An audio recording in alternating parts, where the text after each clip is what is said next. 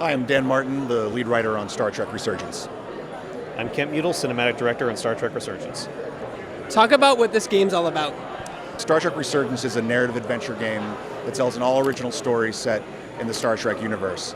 It tells the story of the USS Resolute, a new ship with a new crew, as it uncovers a mystery between two nations on the brink of war. Where does this game take place in the Star Trek timeline?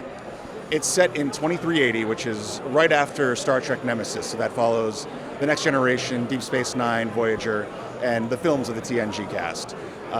It takes place before Spock goes back in time in the J.J. Abrams movies, so it's a little bit of uncharted territory where we can tell our story and people don't know what's going to happen. Now, are these all your original characters, or are you taking any of the other characters and putting them in your game? Well, I did just mention Spock, and I don't think it's a secret that he shows up in this game. And there might be a few other familiar faces that show up as well. So both of you have a Telltale Games background a little bit. Can you talk about how that experience helped you design the game? We'll start with you, Kent. Yeah, I mean, we made a lot of games at Telltale that were story-focused, dialogue-focused, character-focused. And so taking everything we learned from making those games and applying it to Star Trek seemed like a really obvious fit. Star Trek as a franchise is storytelling first, so we really wanted to make this kind of game in this universe, so we're really honored to be given the opportunity. Now, the game looks gorgeous. You're in Unreal Engine. What did that open up for you creatively, Kent, to work in an engine like that for this game?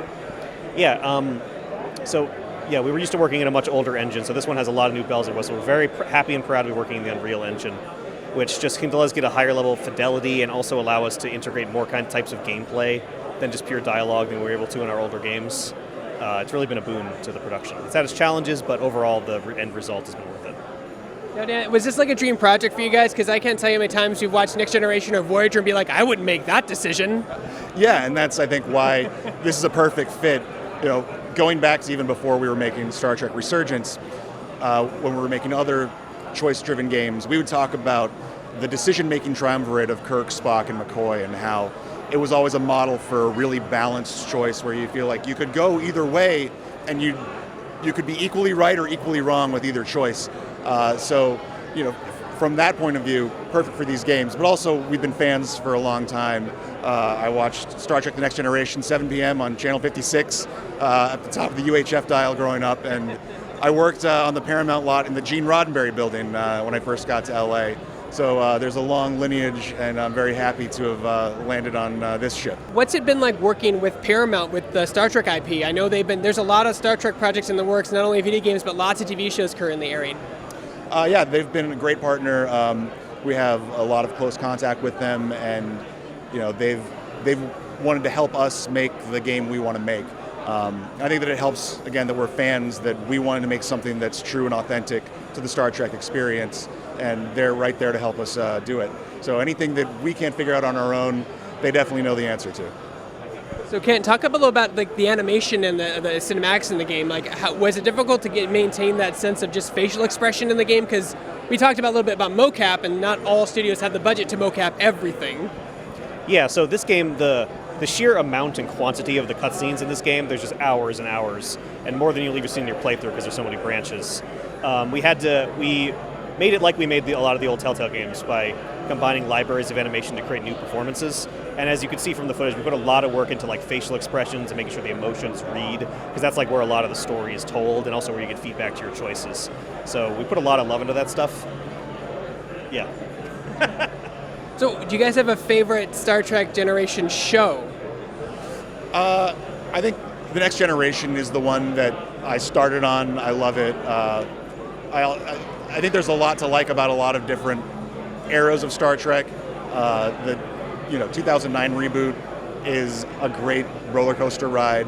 But when people ask me, they might be a little surprised that the motion picture is my favorite of the movies, because it kind of redefined what Star Trek looks like for the modern era. It brought it back from the dead at a time when it had been off the air for, it's hard to believe, 10 years. What a long time. And that great theme music that we hear at the start of The Next Generation. Kent, what about you? Favorite series? Favorite series, probably TNG. Also, to call out for the movies, love First Contact. I think that's when I finally saw classic Star Trek and was like, oh, I get it. And I also love Undiscovered Country. I love all the Klingon negotiation, dinner scene shenanigans, invisible spaceship fights. It's great. Now, I do have two Trekkies here, a third with me, and I just have an interesting question. Speaking to J.J. Abrams, is I believe in Next Generation proved that the timeline is tangent, and then the J.J. Abrams broke that rule. What did you think about that? I'm just curious as a fun question. There have been a bunch of different treatments of time travel in parallel universes in Star Trek. I think that every show has had its different version, whether it's the different timelines in All Good Things, parallels with Worf. There's the Mirror Universe. There's the Prime Universe and the Kelvin Universe. So I think that to untangle all of that. Oh, and Picard is dealing with that in the most recent season. I think that I'd need a degree from the Daystrom Institute to even try. Kent, what about you? What are your thoughts on that? Just out of curiosity. I mean, it kind of makes sense. Like JJ established a new timeline because there's so much stuff to know, and they want to get like new people in who haven't seen all of Star Trek. So just as a storyteller, I understand that instinct. I don't know. I think it's valid for every new work to do what it needs to. Like when you come with franchises that have so much continuity, so many years of history, you can't expect every fan to know everything.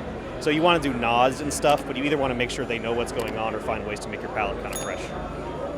And then, so when does your game come out, and what platforms will it be on? It's going to be out this year, 2022, and it's going to be on Xbox, PlayStation, and it's an Epic Games Store exclusive on PC. Just because I have to ask, any plans for Nintendo Switch? Not at this time.